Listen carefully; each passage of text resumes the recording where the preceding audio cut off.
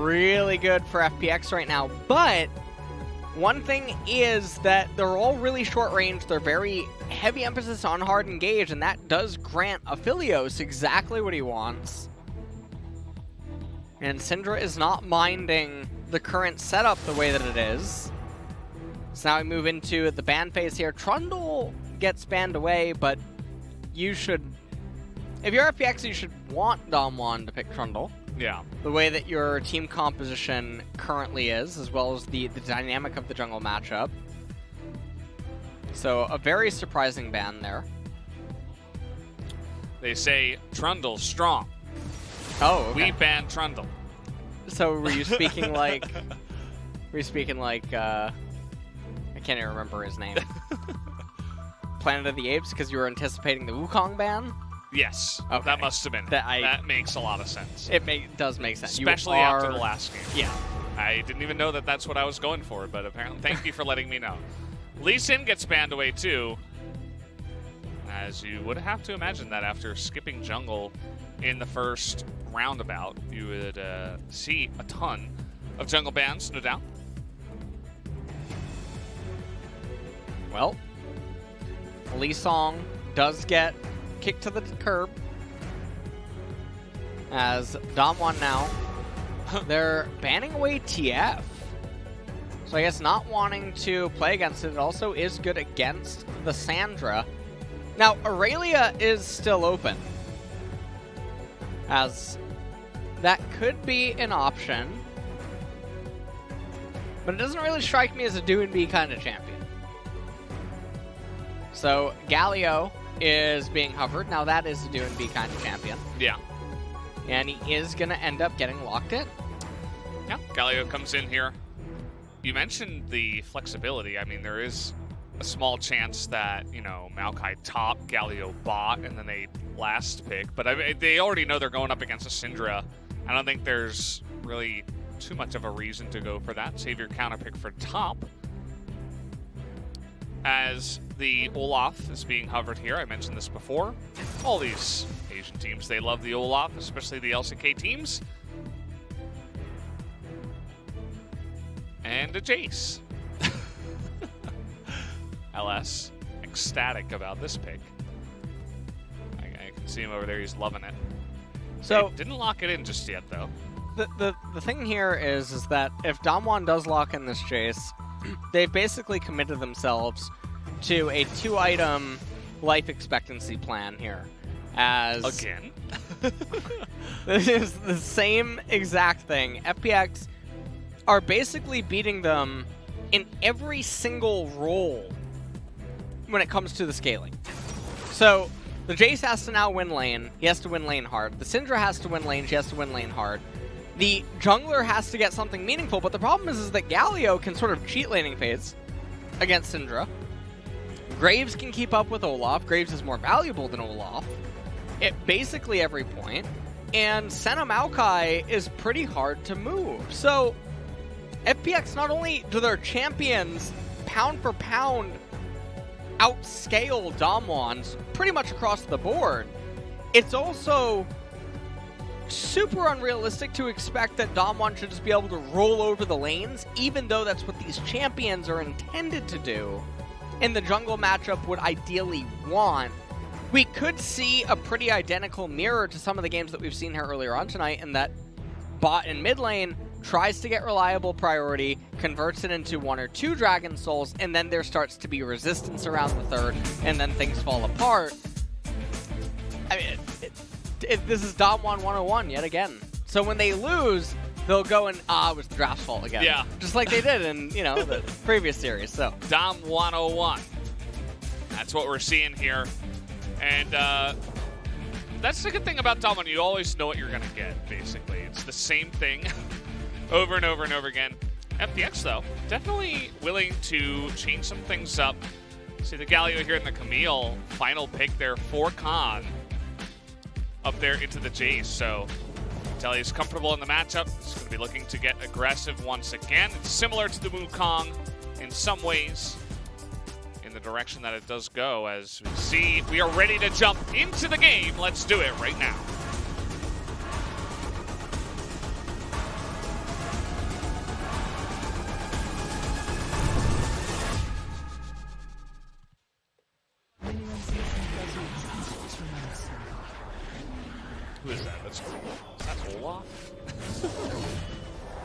You leave him alone. You're very loud, Olaf. ShowMaker Simmer didn't down. skill a point yet. As Khan is going to be on the Camille. So, mostly what we're paying attention to here is, can ShowMaker get something meaningful here against Doinb in mid in the first 10 minutes or so? Now, ShowMaker's also taking cleanse, which is really unfortunate. Means that he's going to be much more strapped inside of the lane, and Doinb is even more free to play a War of Attrition in an econ game against ShowMaker's mana pool. And, alright, he's going to start the lane off just shoving right away. And blow for blow. Doesn't that skin looks like Deoxys, right? You don't even just... What? Just don't even think anymore. Just don't even... Who's that? Is that a superhero? No one likes you. No one likes you. My PayPal statement didn't come in yet from you. I'm not your friend. Sorry, Ellis. Alright, well.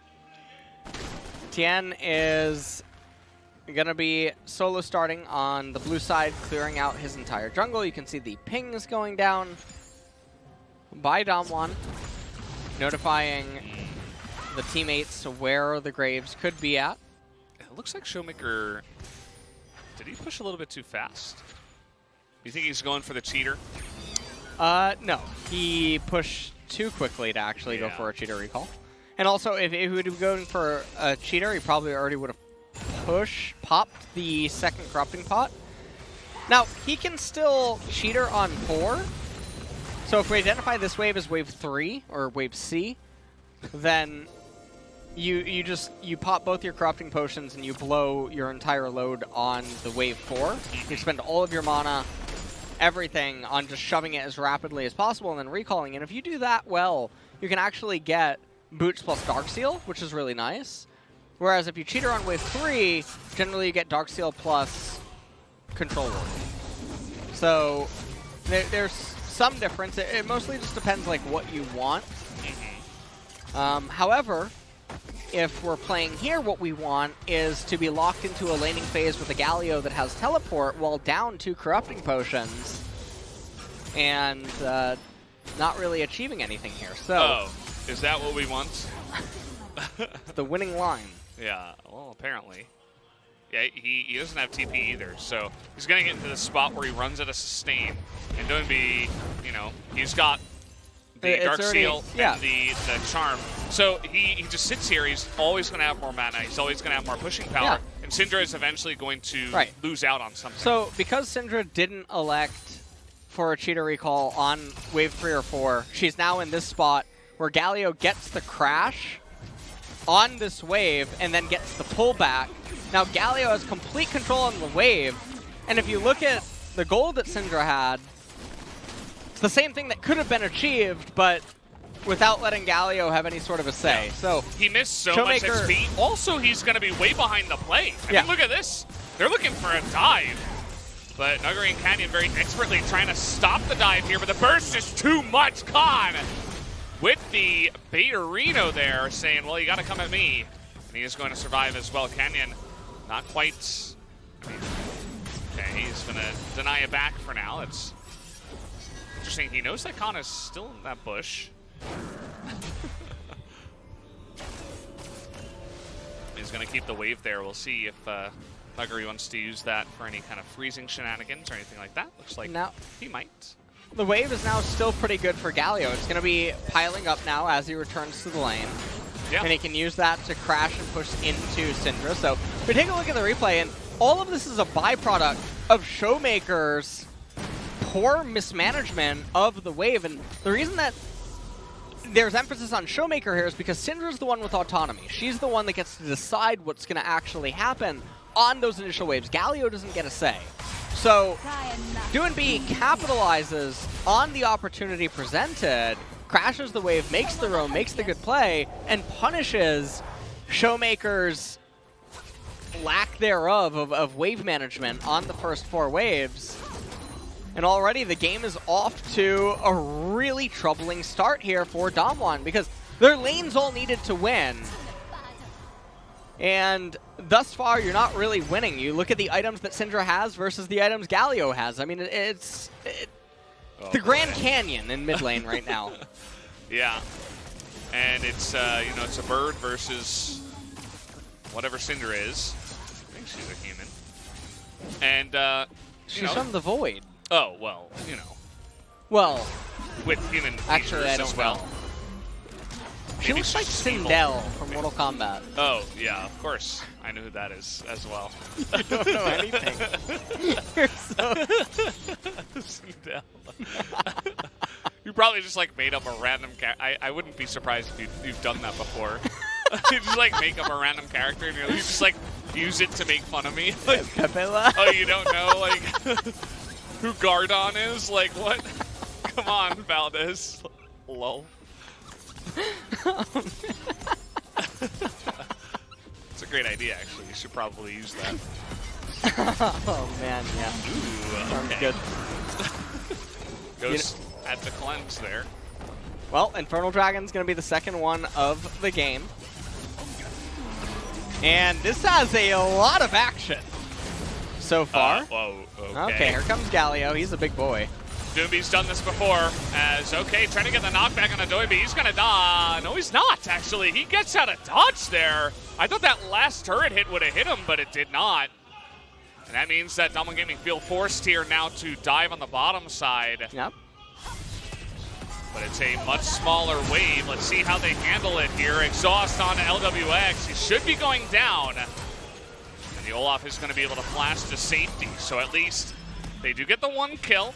I think they could probably get Chris, but not quite going to go for it. The issue is that the Maokai is just so tanky and Chris still has flash available. So with their HP values being the way that it is, it's too risky to try to coordinate a dive. And there's not enough value in getting the kill there. So FPX, I mean, they still make out much better because the Camille is getting ahead of the Jayce. Jayce is getting put into the grave, and Jayce isn't a champion that can be, that can afford to be in the grave. And take a look at Nuguri. He tries to outplay this by knocking back Doinb, but manages to escape the turret aggro range, and so it swaps to Graves, and he just ends up killing the Jayce with the R. So this dive ended up being coordinated by DAMWON. They managed to bite back a little bit, but it's not even remotely comparable to the pain that's being inflicted on the top side, because the Camille is just in such a nice spot right now. Yeah, and we've seen this before. We've talked about this a lot in the LCK. Rotations for the Rift Herald at, 8 to 10 minutes. Yeah. Where the bottom lane is going to lose a lot of XP. Yeah. And the enemy bottom lane is going to get ahead in XP and gold, that from the plates and all this good stuff. Jayce is maybe going to be able to get there to get the cannon, but already there's 3 melees that have already been lost. If he ends up getting zoned out and missing this entire wave, that's 3 waves going into the void. So you subtract the 3 waves plus the turret plates that Senna and Maokai are getting. Oh, look at Canyon. Just frontlining here, but in goes Khan. Not sure about that one. Maybe if his Q had come right off cooldown, it would have been good enough, but... Oh, BeryL. Oh! Just gonna get assassinated, but it is a trade in the kills. He says, I'm not going down without a fight, and that was his moment. As we are just splitting the map right now. 1 for 2 kills, though, in favor of DAMWON. As, yeah, I was going to say, they still have the Rift Herald. They were waiting for it, so they're going to put it down on the top side and get that full crash down. So, lots of gold now in the pockets, especially of Ghost and ShowMaker, so it ends up being pretty nice for DAMWON. End up walking out of this so far with a 1.2k gold lead, roughly. Nuguri is still down in the XP department. Still level 7. Khan has been in level 8 for a little while now. The bottom tier 1 turret is still alive. Khan goes in onto BeryL, who has bone plating. And so doesn't take as much damage. Khan tries to cancel with Hextech Ultimatum onto Canyon. not quite able to find a kill. Tian goes in, trades onto the Karma, knowing that he was dead anyway. Yeah. And now coming back into live, FPX, I mean, they're down 1,000 gold, but it's not the end of the world. Graves has all of the kills. The Galio is sitting very comfortable. 1 minute until Infernal Drake. Yeah, the Drakes are going to be important. It's either going to be Cloud or Mountain Soul that do end up coming out here on this Rift. Got a pretty tanky lineup on the side of FPX, actually. The Maokai, the Galio, of course, could build some tanky items. And even the Graves with his Ninja Tabby. But we'll have to see which one does end up coming out here, as DWG Gaming just going to group up in the mid lane. And it doesn't look like they're going to get that plate at the end of the day. Just posturing here for the Infernal Drake that's about to spawn. Still 2 minutes until turret plates do end up disappearing. Infernal's up, but Graves is on the opposite side of the map, so FPX actually just giving this up for free, and this is a very big turnaround of events, which is very beneficial for DAMWON. They want to really roll Mountain here, and they did. So things are starting to brighten up if you are a DAMWON fan. Khan, though, is the ticking time bomb on the side of FPX. He's been sitting on the Sheen for so long. He must have such a big recall in his pocket. And so we'll see what he ends up managing to buy once he touches down on Fountain. Ghost trying to get another turret plate. There we go. Okay. It's Tabby, Phage, and that's about it for now. You probably shouldn't wait in lane until you can full buy outside of a Sheen a Trinity Force. But yeah, you can see FPX's plan with the Galio. It's like, always threaten top lane, make this Jayce into nothing. Yep. And they have done a good job of that. They are getting Khan a good amount of farm, a lot of plates up there already, 3 given over to him. And Galio hasn't missed too much at the end of it. You can see the immediate pings that do come in when the Galio does go missing. And now you can see Canyon is coming in here to just try to hard push the lane and force Doinb to stay here. Well, 3.5 minutes until Mountain is going to end up coming up. Graves trying to make his way to the Black Cleaver as his next item. Senna is continuing on with the Frozen Mallet first item. ShowMaker gets the blue buff. Still on the Lost Chapter. And the gold score is very close. It's 500. Yeah, it's a pretty close game at this point in time. I feel like, you know, there's some nice advantages to DWG. Obviously, Khan is pretty fed on the side of FPX as that kind of split pushing carry, and you can see a late game where the Jayce isn't really going to be able to stand up to her. But this mid game is really going to decide, you know, who's going to get the big advantage coming into this one. If DWG pick up a Mountain Drake, get a couple kills, how much is Khan really going to be able to do? But if FPX start coming back, they get some, you know, nice ganks down with the Galio, then, you know, they can start to get their own Mountain Drakes. They can start to control the map, look for picks with, I mean, you've got Maokai Galio alone, not to mention the Camille, the Senna's even decent at it. I feel like a lot of this game is going to be decided within the next 5 to 10 minutes. Yeah, absolutely. I mean, if DWG can end up actually getting that Mountain and then forcing such an early soul, things get really scary. Everything just spirals out of control from that point. And this would be the second time today that they're actually bailed out by a Mountain Soul. Nice flash here. The Senna is going to help out under the turret, and the Galio's there as well. Easy Dunkaroony. That's what I would like to call that one. As they're going to pick up the kill, but they're going to get on in there. Tian able to deny any kind of steal attempt by Canyon at the same time. So FPX getting a kill, a turret, a Rift Herald. Crisp here, and a little bit of a sad situation. He doesn't want to flash. He is going to have to there at the end of the day, as FPX get a lot of wins here. Well, gold score now back in FPX's favor ever so slightly. It's going to be a lethality Jayce. He has Yumu's. I mean, he's making his way towards the call, which he should be able to complete in the next couple of minutes. But Mountain is in 1 minute.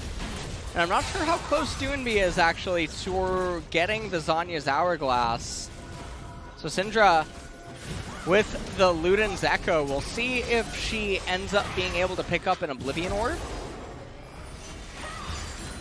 No one on the enemy team can really afford to itemize any sort of magic resistance early on, so getting to Oblivion Orb, getting that extra magic pen with the Sork Pen boots, super effective. And then when you consider how much HP stack is on the enemy team, at that point you have to ask yourself the question, well, do I really need wave clear if we're ahead, if we're stable, if we're winning? If the answer is no, then you don't need to go Rabadon's Death Cap, especially because all these fights are so sustained. So all of a sudden, well, take a look at the replay. Nuguri did a fantastic job, given what he was given. If he really wanted to play it safe, he had to back away from the turret. But, you know, it's Nuguri. He doesn't like giving away minions or turrets or stuff like that. He'd rather give away his life. And that is exactly what did come through. He had Olaf near the top side of the map, so maybe he was thinking, oh, maybe I could turn this into something. But it was not meant to be. As the Mountain Drake is live now. See both teams posturing up here, but FPX have the advantage because they have this Rift Herald. It's a lot of poke damage going down onto the Senna. Tian is not really going to be able to get in here on time. It's going to go to Doinb as the smite was early from the side of DAMWON Gaming. In goes Khan into the backline. That's a huge knock up on a 2. As barely, looks like BeryL is going to get away on the backside. Bit of a thumbs up there from Tian, as FPX are now rolling with a nice little lead. And that is one of the most unfortunate steals. This could have been DAMWON threatening Soul in just a couple of minutes, and that would give them a lot of value to just all in it, even if it's going to be like a 50-50 or something, because if they get it, they'll probably just win the game. But let's take a look at this one more time. So apparently Galio Q is a pretty nice ability. Oh, it's Proto Belt. Belt. 14. Nice item. The big belt, you know? I mean, to put out those ability pulses, whatever those things are, it would have to be a pretty big belt. So it doesn't surprise me. And that's gotta hurt, man. And the thing is that this ultimately buys FPX 5 more minutes to continue to get items. This was a team fight where Galio did not have Zhonya's Hourglass available yet. Graves did not have the Black Cleaver. Khan was still waiting to complete more items, and now everyone just got 5 minutes for free to scale up even more. And this is very problematic because what is Syndra really going to get that's going to be different for the next fight compared to what the FPX team just got across all of their champions? The answer is probably an Oblivion Orb. Yeah. Because she already had the stopwatch, she had the Amp Tome, so she's going to get Cement Pen. Olaf is going to be the same champion, no doubt about it. Jayce is not going to get the next lethality item before that next team fight. He's going to be the same champion, and so is the Karma. So there's not a whole lot of change for DAMWON, and this is one of the issues that team compositions that tend to spike around 2 items can end up facing, and that they get stuck against enemy team comps if things are not constantly rolling in their favor. Speaking of rolling, in goes the Maokai ultimate, the rolling hills of the vines coming in, as lots of escape abilities used there by DAMWON just to get out of dodge. Nobody going to use too much, though, as Khan is looking for a play down there. He was 2 levels up, now he's 1. Decides against it. Maybe thinking about joining up in the mid lane here, as we have a little bit of a, I would call it a K-round, but FPX are from the LPL. Everybody just kind of idling around the mid side, farming it up. We got 2 minutes until the Mountain Drake. That will be the real next objective.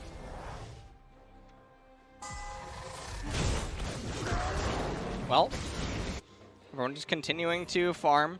Runon's Hurricane now completed on Ghost on this Aphelios.